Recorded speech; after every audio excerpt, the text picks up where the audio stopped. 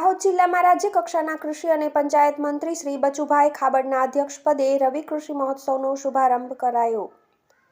ખેડૂતો અને ખેતીના વિકાસ માટે સરકાર કટિબદ્ધ। પંચાયત અને કૃષિ મંત્રી શ્રી બચુભાઈ ખાબડ ખેતીલક્ષી વિવિધ યોજનાઓના ખેડૂત લાભાર્થીઓની સહાય રૂપે ₹76 લાખથી વધુ રકમની સહાયના પેમેન્ટ હુકમ આપવામાં આવ્યા।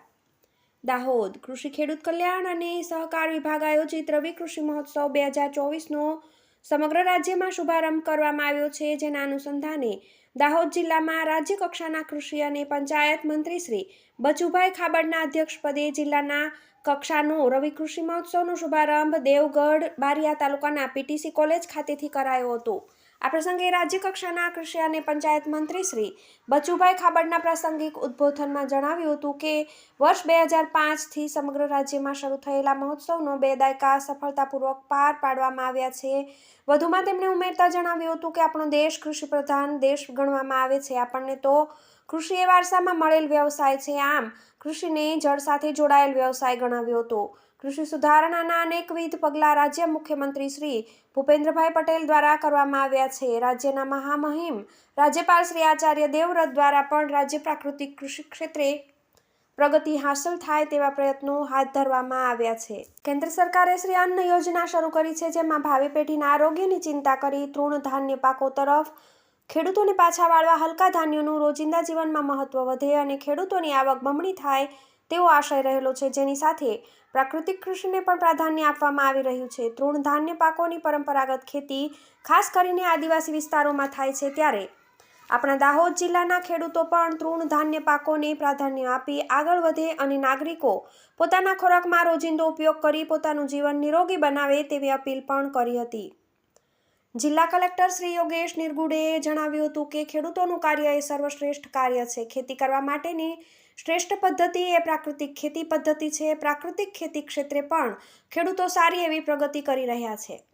સરકાર દ્વારા ખેડૂતોને ખેતી માટે વિવિધ પ્રકારની સહાય આપવામાં આવી રહી છે। પશુપાલન, ખેતીવાડી અને બાગાયતી વિભાગના સહયોગ થકી નાના ખેતરોમાંથી પણ વધુ ઉત્પાદન કેવી રીતે મેળવી શકાય એ માટેના પ્રયાસો પ્રાકૃતિક ખેતી થકી કરવાના છે। મુખ્યમંત્રી શ્રી ભૂપેન્દ્રભાઈ પટેલની ઉપસ્થિતિમાં બનાસકાંઠાના દાંતીવાડા ખાતે યોજાયેલા રાજ્ય કક્ષાના રવિ કૃષિ મહોત્સવનું જીવંત પ્રસારણ આ તબક્કે કાર્યક્રમમાં ઉપસ્થિત સૌએ નિહાળ્યું હતું।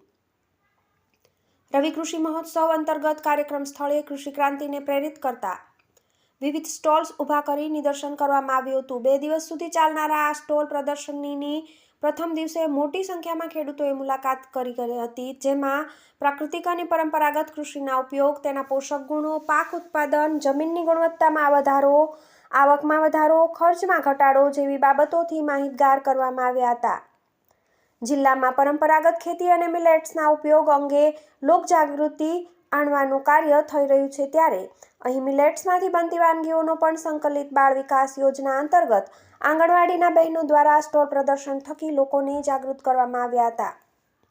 જિલ્લા ખેતીવાડી વિભાગને લગતી PM કિસાન યોજના સહિત તમામ યોજનાકીય માહિતી અને લાભો, KYC, લેન્ડ સીડિંગની કામગીરી સહિત બેનર, પેમ્પલેટ્સ તથા સાહિત્ય વિતરણ દ્વારા ખેડૂતોને માહિતગાર કરવામાં આવ્યા હતા। આત્મા પ્રોજેક્ટ અંતર્ગત ખેડૂતોને ગાય આધારિત પ્રાકૃતિક ખેતીના આયામો, બીજામૃત, જીવામૃત, ધન જીવામૃત સહિતની ખેતી પદ્ધતિથી પણ વાકેફ કરવામાં આવ્યા હતા। આ પ્રસંગે મહાનુભાવોના હસ્તે ખેડૂત મિત્રોને યોજનાકીય લાભો અંગેના હુકમ એનાયત કરવામાં આવ્યા હતા।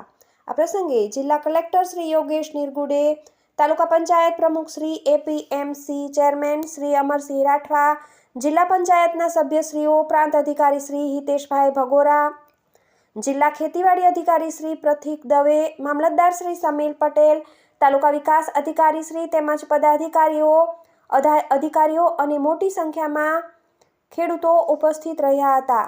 TV18 ન્યૂઝ બ્યુરો ચીફ યોગેશભાઈ દરજી, દાહોદ।